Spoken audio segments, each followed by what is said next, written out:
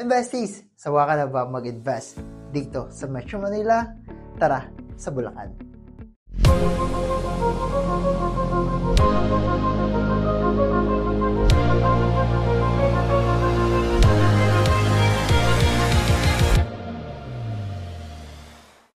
Just only 20 kilometers away from Metro Manila, mararating na natin ang Northwind Global City, located in Marilao, Bukawi, Bulacan. Ito ang pinakabagong township in Megaworld that's rising right now. This will be the Central Business District of the North, or ang BGC ng Norte, with a total land area of 85 hectares and with a 98 billion capital expenditure. At 5 minutes lang going Philippine Arena at 20 minutes going to New Manila International Airport.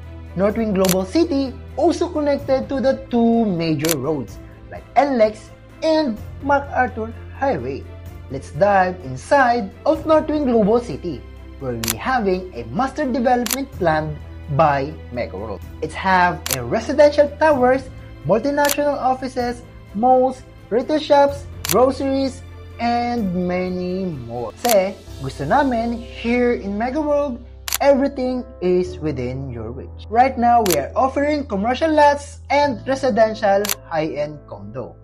If you're planning for your Airbnb property, I will introduce to you 9 Central Park, the first residential tower in Northwind Global City.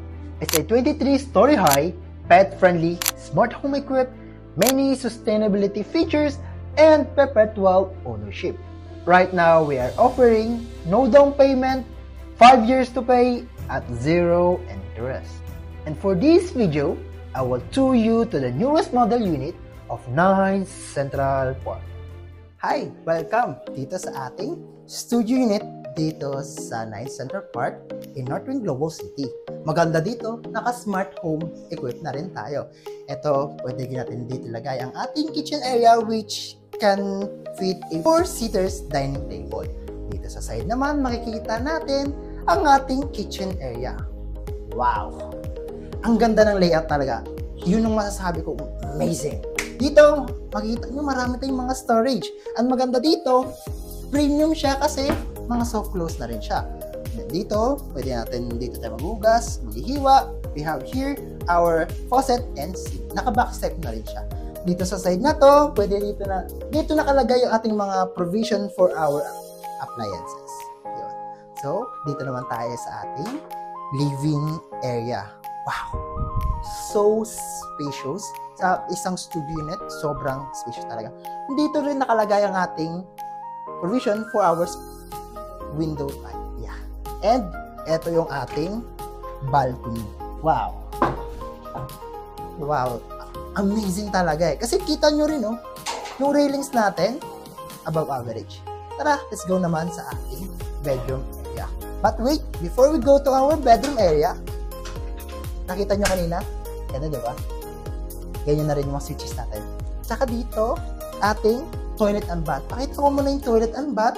What you see is what you get. Ito, makakasama dito yung our lavatory, our mirror, kasama na yan.